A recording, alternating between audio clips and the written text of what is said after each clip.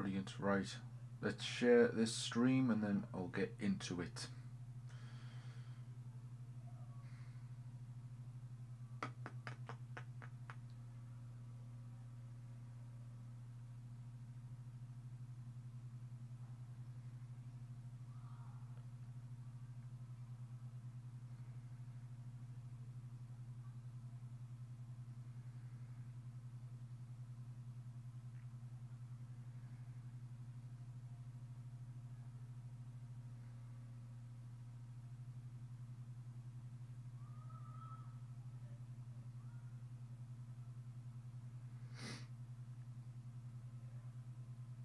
Awesome stuff.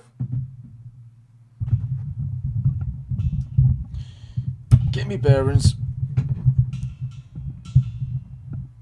You go there. Brilliant. Right. Not the most interesting of Grand Prix. Again, I mean, to be fair, it wasn't really expected at the Hungaroring. It's a track that has produced some really good races over the years. However, this one really wasn't one of them. But like I said last week, hey, I would take any Grand Prix over no Grand Prix at all. So, of course, Lewis Hamilton wins yet again in 2020. His second win of the season. Of course, his other teammate, Valtteri Bottas, claiming the win at race 1. A fairly dominant display, I think it's fair to say, for Lewis Hamilton. It was just flawless, absolutely flawless, and something that you would expect from a guy like Lewis Hamilton. It was just, yeah, he loves this track. His 8th win here, matching Michael Schumacher's record of having the most wins at one particular Grand Prix. Schumacher has his wins at Magny-Cours, 8 wins there. Lewis Hamilton has 8 wins at Hungary. So, solid job, isn't it? An absolutely solid job from Lewis Hamilton as well. And a good job as well from Max Verstappen getting P2 after what had been a very eventful start to his Grand Prix and his race, of course. And then Valtteri Bottas getting the 3rd position. So, like I said before, let's start with before the race actually got underway. It was all drama for Max Verstappen on his way to the grid, locks up the left front, drifts off and hits the barrier, and straight away it's like all action stations at Red Bull to fix the front left suspension.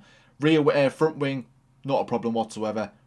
But then obviously the suspension was a bit more, trickier to fix. So off he goes, he goes to fix it. Red Bull did a brilliant job. I think it was about 10 minutes or so, I think it was, in between when he got to the pit box and when they fixed it. A very solid job from the Red Bull mechanics.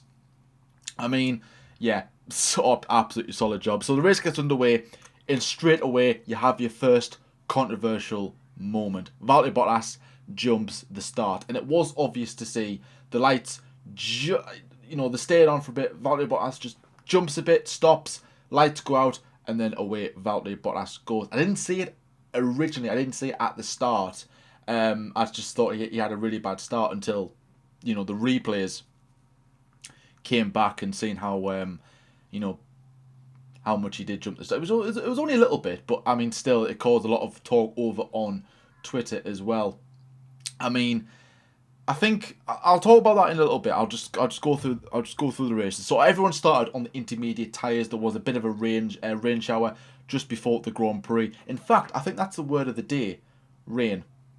Don't you agree? Rain? Because that was literally all everyone was talking about. Rain, rain, rain. It was just mad. Everyone was just dancing praying for rain. It was just mad. So everyone pretty much after the lights get underway about 3-4 laps in, dives into the pits, goes on the soft tyres, which I was expecting because you could see how quickly the track was dry and the rain had stopped. It looked a bit alright in terms of weather. The sun was coming out, so I was expecting a drying track very quickly, and that was the case. But within 3 laps, Lewis Hamilton already had a 7-second gap over Stroll and Max, who were battling away at the start. They got a very good getaway as well as at the racing points at the very start. Max as well, he didn't do too bad as well at the start. And then, like I said, Lewis Hamilton boxed for the medium compound tyres. But during the melee of all this, Sebastian Vettel, he gets held up, not what he wanted as well. Ferrari looking a tad better a tad better than what they had been in Austria. Still not where they should be though. But hey, I'm sure they'll take it. I'm pretty sure that they would take it, given what they've gone through in recent races. And yeah, as well, the Haas boys, they got off to a really good start, didn't they? They, well, came out, was started on the wets, which was a bit like, all right, okay, fair enough. Bold, very bold from Haas, expecting a rain shower, but that wasn't the case, unfortunately. So therefore, I think it was the only one to do it. They pit just before the lights go out. I mean, everyone goes to their original pit boxes. The starting grids. They go in the pit, change on the soft tyres, and away they go. Or the beading compound, sorry, and away they go. They're up to third and fourth. Pretty solid job. I think we kind of knew that it wasn't going to be the case to be able to stick to those positions, but nevertheless, it's still good to see the Haas boys doing very well. But Valtteri Bottas and Charles Leclerc, they had a really good tussle as well. I think Bottas tries to go around the outside towards turns 2. He goes over the standing water and immediately loses all of his temperature within a split second of it. Commiserations, and eventually he gets obviously Charles Leclerc in the process. Haven't got a lot of notes for this Grand Prix. It literally is just, despite having a reputation of having a very little overtaking opportunities. It's like Monaco but longer, essentially, I think people call it. I've got a lot of overtakes on today's sheet. But there wasn't really that much. Lap 17, you get your first and only DNF, I believe. Yes, your first and only DNF. Pierre Gasly, his engine catches fire. He also had an engine change before the Grand Prix, so he had a totally new power unit, so not really good for Honda in that department. So Gasly, his 50th Grand Prix start in Formula 1, not going to the way he wanted. And Alexander Albon as well, at the same time, asking for more power when he's trying to overtake Charles Leclerc. Charles, who was on the soft tyres when the round of pit stops had occurred at the very early stages of the race. Charles pitted for those soft tyres. Everyone else went on the mediums, and he struggled from the word go. It just wasn't good for Charles Leclerc at all, and the Ferrari boys for that matter. Charles just really struggled. Albon eventually, was going to catch him and eventually got him. Vettel overtakes Charles Leclerc for P8. And like I said, Charles Leclerc was just on that team radio, just baffling away at the Ferrari, like, guys, come on, you need to pit me now. And eventually that they did. I was a bit concerned that maybe Leclerc wasn't going to be pitting as soon as I thought, and I was kind of hoping that Ferrari was going to implement team orders to allow Vettel past Leclerc, because there was a big train forming behind Charles Leclerc. You had the Renaults, the McLarens, the Racing Points involved for that position. I think it was what position was it? Was it for P8 at the time? So that wasn't good, holding everyone up, and of course his teammate. I know Vettel is leaving at the end of the season, so you want to try and prioritise your driver for next season. But this is still this season, and Ferrari want to try and get as much points as they possibly can. So that's what happened. Charles Leclerc pit, he goes for hards, and he's trying to go all the way to the end. That's what a lot of teams try to do as well.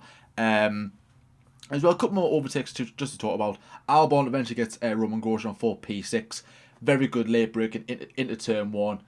Grosjean, they almost make a little bit of contact, probably catching Grosjean by surprise, but a brilliant job from Alexander Albon to get the move done.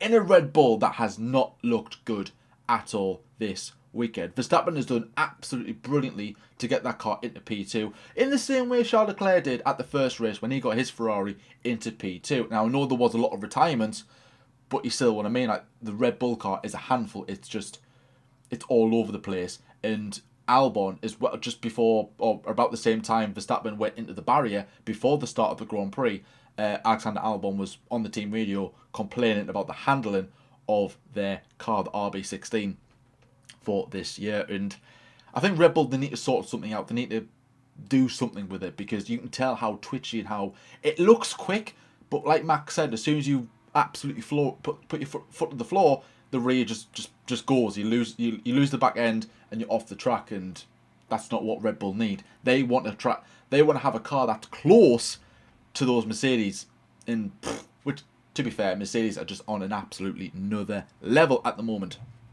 So lap 30, Vettel pits for the hard tyres as well, again trying to get off. I think he was on the mediums at the time. His tyres were falling away. A lot of a high tyre deg as well. That was the order of the day as well for this Grand Prix. We're seeing it in Formula 2 and in Formula 3. Tyre wear was very, very high, which was unexpected for some people, I believe. But yeah, so obviously a lot of teams, drivers complained about that as well. What else do we have that's worth talking about?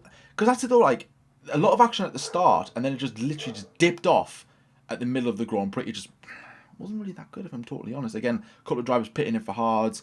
That's all I really got down here. Pits for hards, pits for this, pits for that. Stroll pits, comes out ahead of Sebastian Vettel as well. Yeah, again trying to cover off the result for the drive from Sebastian Vettel, who was trying to charge and trying to get the racing point there. Just to cover him off in case Ferrari were going to try and do anything, or whether Vettel got a little jump of pace. And then towards the end you had a good battle between Carlos Sainz and Charles Leclerc for P10. Really good battle between the two Ferrari teammates for 2021. And then Albon chasing down Vettel, eventually gets his man and overtakes Vettel for P5 towards the end. A really, really good battle as well. And Valtteri Bottas slowly chasing Max Verstappen down. Unfortunately, he ran out of laps and he didn't get him. But Max Verstappen finishes in P2. Like I said, there wasn't really that much going on, so I'm not really going to just go on about the race too much, even though I've been speaking for about 11 minutes now, or about 10 minutes when I was trying to get set up. So let's have a look at the official race classifications. Now again, like I always say, these may change at some point because of penalties, because of maybe some things have been made illegal, or car has done something, and of course we don't know what's going on with Valtteri Bottas, but I'll speak about that in a little bit. So race classifications were Lewis Hamilton wins the Grand Prix, as Max Verstappen's in P2, Valtteri Bottas is in P3. Good solid drive from there. Lance Stroll P4, started in P3, maybe going for a racing point podium. That wasn't the case. Man, not really that good as well. Alexander Albon in P5, who is also, if I'm not mistaken, under investigation because apparently Red Bull were trying his grid slot before the Grand Prix, which is a big no-go. You can't be doing that. So we'll have to wait and see what happens with that, whether that's going to be a penalty, a time penalty, or even a disqualification. You simply can't do that. And there's an unsafe podcast as well. Albon might be disqualified, absolutely. We'll have to wait and see what happens with him maybe at some point. Maybe straight after the race. Could be the next day. We'll have to wait and see what happens. Sebastian Vettel in P6. Not a bad drive from the Ferrari driver. Like I said, that the Ferrari is just... It's awful. It really is awful. But Vettel getting into P6 is a pretty solid job, if you ask me. Probably better high expectations for this weekend than what was anticipated from the Ferrari boys. Bringing in upgrades, which made slight improvements, but not exactly anything drastic. They're not exactly going to be worrying the racing points anytime soon. I think that's their nearest competitors in a way, because like I said, Mercedes are just gone, absolutely gone. Sergio Perez in P7, Daniel Ricciardo in P8 in the Renault. Kevin Magnussen P9 gets Haas's first point on the board of the season. Good job from him. Carlos Sainz rounding off the final points position in P10. Charles Leclerc in P11, just missing out on the point. Daniel Kvyat in P12 in the sole remaining AlphaTauri. Lando Norris in P13. No scenario 7. No last lap. Here we go. Last lap Lando, unfortunately, this week. Never mind. Esteban Ocon in P14. Romain Grosjean in P15. Kimi Raikkonen in P16. Antonio Giovinazzi in P17. Not a good day for the Alfa Romeo boys. George Russell in P18. After starting P12. Oh, come on, Williams. Ugh. They will get that point. They will get the points. Come on. We can do it. They can do it. Latifi, he had nothing going for him, unfortunately. He got released in the path of Carlos Sainz. He got a puncture at the very beginning, so obviously that's like another lap around there. And that was, that's pretty much it. Then towards turns 5 for the long right-hander, he got onto the grass when he entered the corner, lost grip and slid off into the runoff bit, let's say. And of course, only retirement was Pierre Gasly. So, like I said, not a lot happened in this Grand Prix, but hey, a race is a race. At the end of the day, I would happily take it. Let's have a look and see what you guys are saying in chat. Kids of F1 is saying, I got 9 points for my predictions. Happy days. Yes, I'll be doing them later on tonight. I'm just going to obviously do this, watch the notebook, and then I'll sort out the results for the prediction league. Bottas was so close that he has to win the next race, man. Yeah, Bottas was good, just Hamilton was just on a different level today in an absolute league of his own. It was a pretty solid job, absolutely solid job. Understated podcast, driver of the day should be Verstappen's mechanics. Yes, big round of applause to Max Verstappen's mechanics, Red Bull's mechanics, to obviously get Max Verstappen's car up and running. And again, solid drive from Max Verstappen, who I'm going to give driver of the day to as well. Maybe him or Lewis Hamilton, but I think P7 to P2 on a car that he did crash at the start. Verstappen, he did drive well. He really did drive well. And Albon got a decent bit of pace in him as well, which is good to see. But like we know, that Red Bull car is just not where they wanted to be at the moment.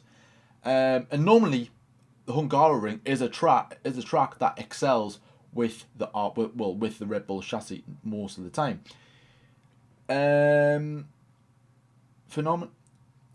Forever, sorry, I'm trying to work out your name there, says it's going to be another walk of the championship for Lewis, unfortunately. Here we go. Here we go. I like my stats.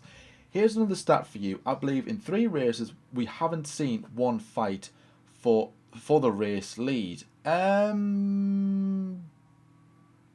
think you could be right with that one, actually.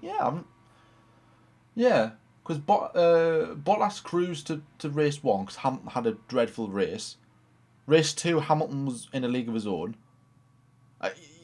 You could argue that you had the pit stops into play, but that I'm not really counting them. You're talking about on-track action here, so yeah, I don't think there has been. Yeah, so I think that Mercedes car is quick, like super quick. We're talking 2014 quick, 2015 quick, like the untouchable. Really, the Mercedes boys, they're absolutely untouchable. I really can't see anybody taking them off their perch anytime soon. Justin S is saying, as a McLaren fan, this race wasn't great for me. At least we got a point. Yes, good point there about the McLarens. Chassis-wise, it didn't really suit them. Of course, the chassis, I mean, I think Lando Norris was saying something along the lines of, when the car is on heavy fuel on the race, it doesn't fend well, but when it's on light fuel in qualifying pace, it does pretty well. Maybe that was a reflection as to what happened in this Grand Prix. The car not really suiting the track, and that was clear to say that the McLarens weren't on the pace as what they have been in Austria. So, I'm hoping that we can see an improvement from the McLaren boys at Silverstone in a week. Well, just in a couple of weeks' time. There's no race next week, but then of course we've got a British Grand Prix. 2 British Grand Prix. Well, one's called the 70th anniversary Grand Prix, but still at Silverstone. And then we've got one in sunny Spain. So that's going to be quite good as well. But yeah, not a lot happened as well. Not a lot going on, unfortunately, about this Grand Prix. But like I said, anything is absolutely brilliant. Any race is really good. No, just not good for entertaining purposes. I enjoy F2 races so much. Yeah, I think. You make a point of like it can get boring when one driver is just dominating the field, and you know that can be boring as well. But at the same time, I do enjoy little scraps in the midfield, scraps for maybe the podium positions.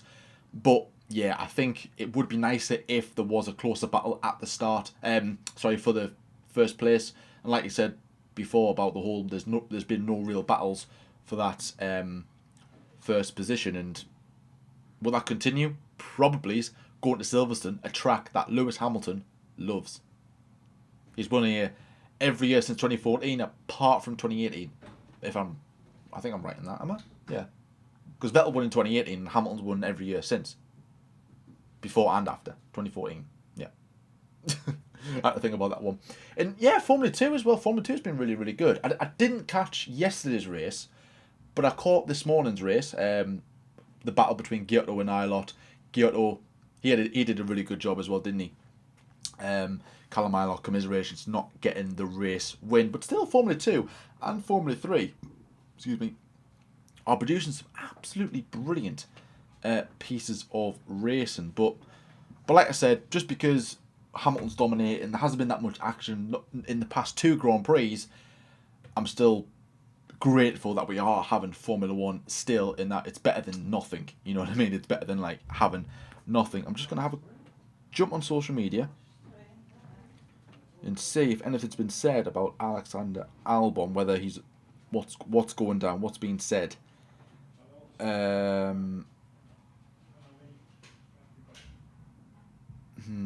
People are saying it's cheating. Nothing's been said.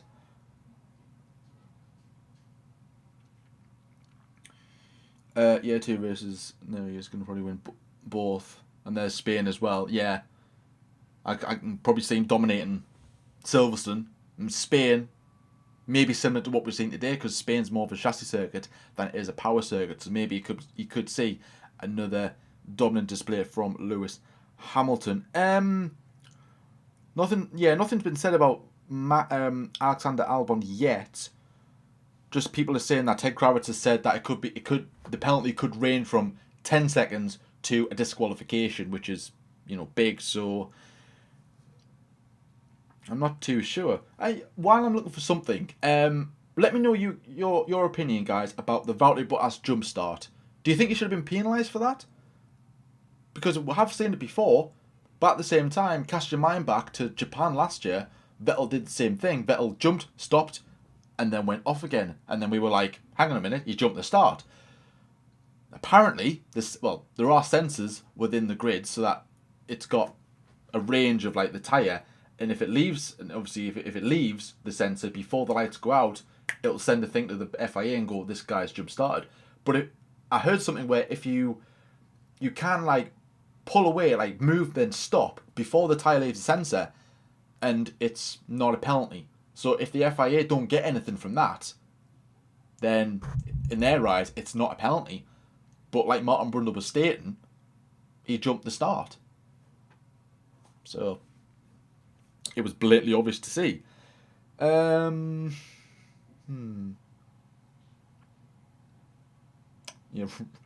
Red Bull just tweeting there. Red Bull gives you podiums. There we go. Look, Kimi Räikkönen has received a 5-second time penalty for being out of position at the start of the race. I think that's just been issued. I think I've missed that. Yeah. So Räikkönen's been fined 5 seconds of time. Still nothing about Alexander Albon. I'm pretty sure we won't know anything yet.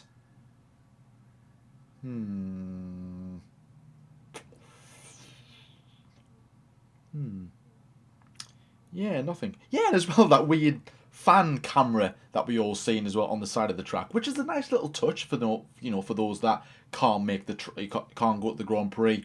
Nice to see something being put in place, but like you had Roberto Carlos, you had Nico Rosberg, and I'm like, where's the fans? Where's the actual fans? Not some guys who like Formula 1 or who's been in Formula 1. Like, show the fans. I don't want to see Rosberg. I want to see fans, passionate fans.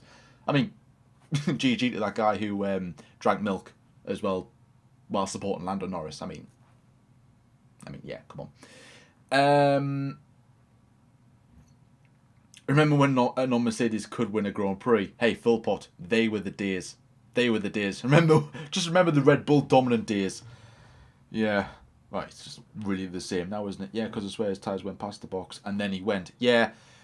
I think if that it's just celebrities, yeah. It's not really a fan cam then, is it, if it's just celebrities? There might be fans of Formula 1, but I think those people have association with Heineken, who are one of the main sponsors of Formula 1.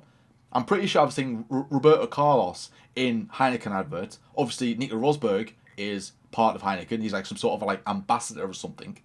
So it's not really a fan cam. It's more of a sponsor thing to promote Heineken. Literally paid those guys to then appear on this fan cam thing. What a crock of 2019 Williams. Think about it.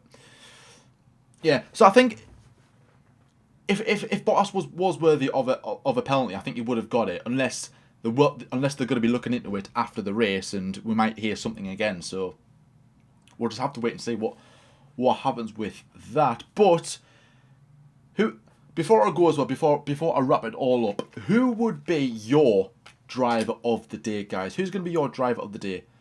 Before I wrap it up, so I'm going to say Max Verstappen for mine. Who would your driver of the day be?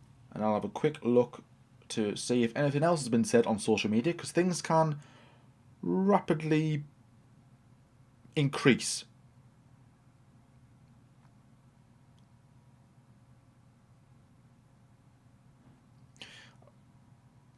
In fact, I'm just watching the start of Bottas. There you go. It goes quite far, mind.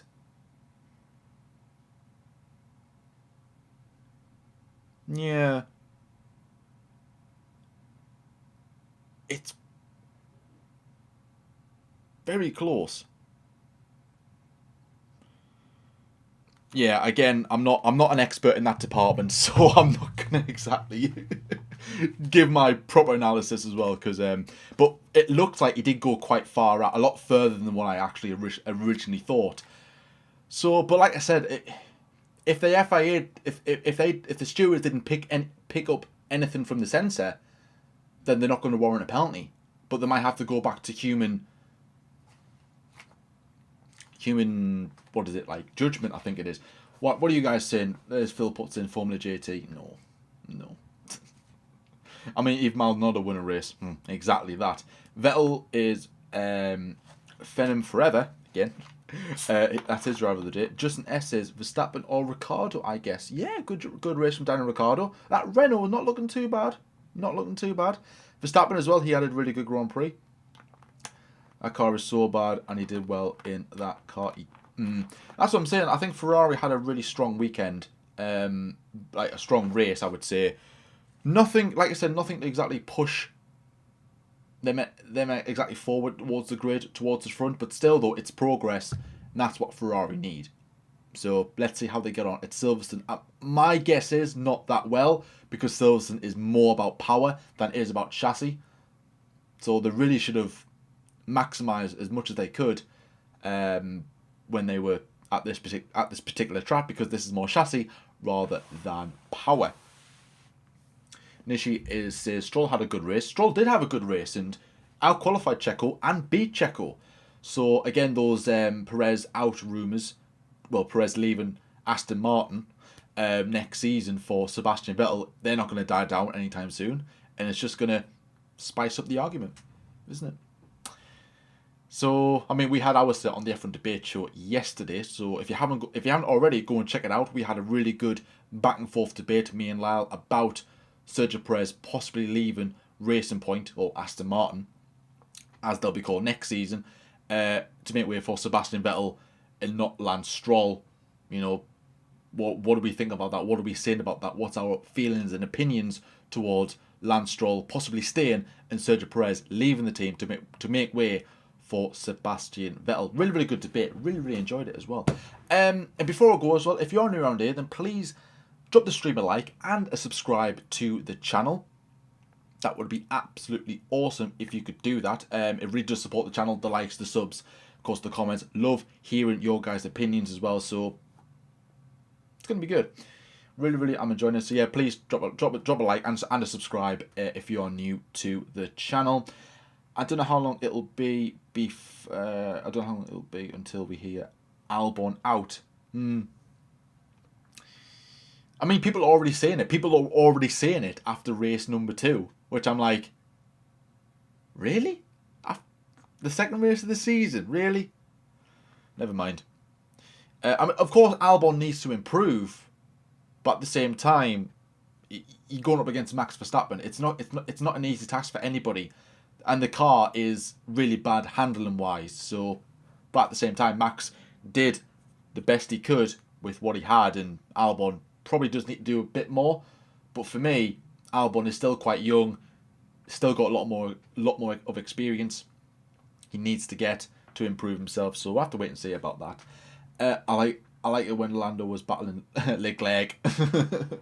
I love that. Yeah, as well. Of course, Lando Norris had a good battle with Charles Leclerc. That's not the first time they've had battles. They've had a couple of battles this season, which is really good to see. Two young guns battling it out.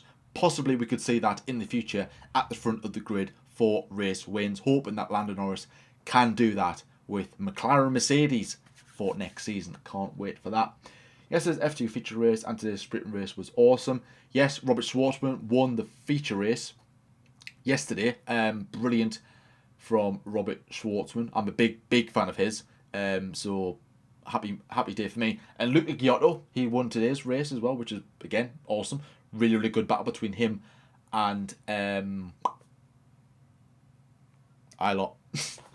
Callum Ilott in the what's the team name? I've been learning the team names and I can't remember now. Univeriosi or something. I don't know what it is. I've just looked like a right fool on stream. But what's new? Do you think he was better than Gasly? I think I've seen something about on Twitter about comparing the two performances today, because obviously Gasly was still at Red Bull this time last year. And he didn't. So I'm just trying to think.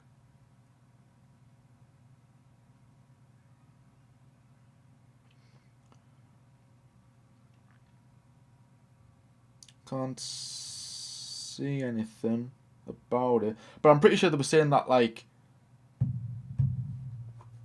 I think they were saying something about how Gasly and Albon's performances were very similar in terms of how well Max did, and I think someone said, "Oh, is this Red Bull screwing over the second driver for some reason just to get somebody else in?" And I think now it's becoming more apparent that, you know, with Sebastian Vettel linked to go to Red Bull, which, in my opinion, I don't think will happen. But if it wants to happen, I think Red Bull will allow that to happen. Then I think they might screw over Albon to say, "Oh, he's not performing well, we'll get in Vettel," as an excuse. I hope that's not going to be the case. But it's Red Bull. I really don't know. I was hoping it would rain more. What happened to Mother Nature? Yeah, I mean, I was hoping for rain. Rain did come at the start, but that's all you heard on team radio. "Oh, it's gonna rain. It's gonna rain. It's gonna rain," and it didn't rain. Come on, where's the rain? I want a rainy race. Gutted. John won the F2 Championship on F1 2020. I did win the F2 Championship on 2020 F1 2020. Good battle as well between myself, Hubert, and Jordan King. That was a good battle. And then I went to Haas. I'm at Haas at the moment on normal career mode. Anyway, 2015 2016, Vettel said that Kimi had to do good race in press conferences because if they didn't win, they had to put pressure on the Merc. Same here with Max. He's not getting the support. Yeah. I mean,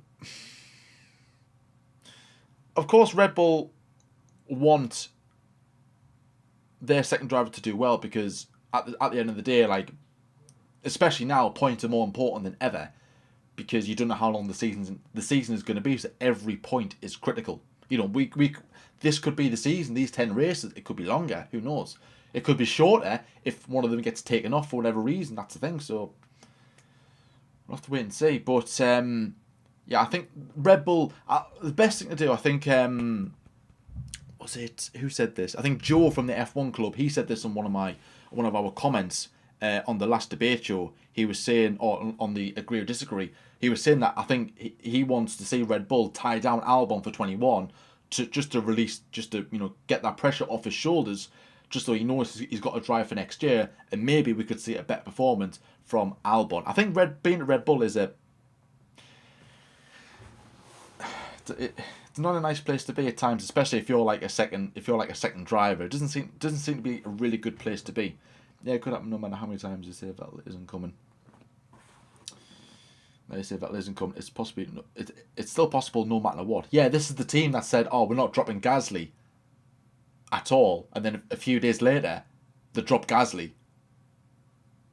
So, yeah, don't believe what Red Bull is saying. You know what I mean? But it's not like they're going to turn around and go, "Oh yeah, we're signing Vettel. We want Vettel now." It's like, no, you have to keep it hush. Best stroke of today is rain. Yeah, Rain, where were you? Big F. Big F. F in the chat as well. F in the chat. But anyways, guys, I'm going to wrap it up here. Thank you so much for watching as well.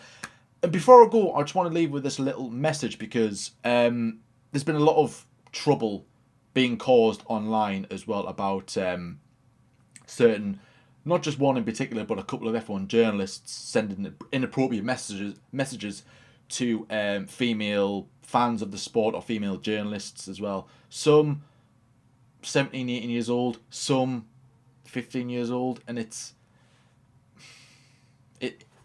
not good. It's not good, and it's certainly. And a lot of people are, they've been coming forward, talking about their experiences and the messages that they've been said, they've been sent by various, male fans, or, there could be just like a random person, or there could be like a genuine, well-known journalist. There's been a couple as well that have like I said, came forward and said this.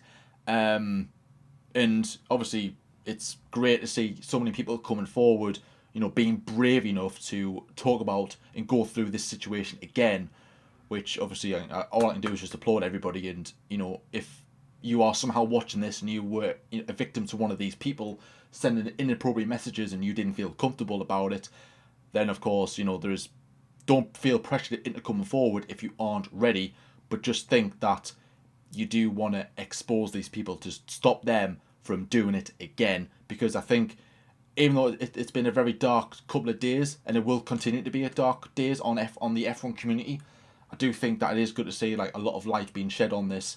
And certainly this is I never thought I would ever see anything like this in the F1 community, but then again, you don't know what's going on behind closed doors. You might think you know a person, but really you don't. So, and when I found out Aaron Gillard sent those messages, I was pretty surprised, because I didn't know him personally, but I knew of him. So, and I was a bit like he's let a lot of people down, and yeah, not just him. Just there's been a couple of others who have, like I said, come forward, and it shouldn't be happening. It should never happen. And like I said, if you are one of the victims, then please, no pressure, but just think it might have happened to you, and you might feel hurt, but then they could be still doing it to other people, and I don't want to see that. I really, really don't want to see that. But on the lighter note, F1's back. Not a good race today, but like I said, any race is better than this race is better than absolutely nothing and nothing whatsoever. But anyways, guys, I'll leave you with that. And of course, like I said, if you're new around here, then please like and subscribe as well. We've got a quiet week coming up next week, with there being no races. We've got the F1 24/7 news and the debate show coming out next week. Then that's pretty much it. But we are working hard behind the scenes, because we've got a couple of good videos in the works, hopefully coming out before the end of the year, so that they are very, very exciting times as well for us to go along with them as well. Anyway, yeah, thank you so much. Yeah, well said. Yeah, thank you.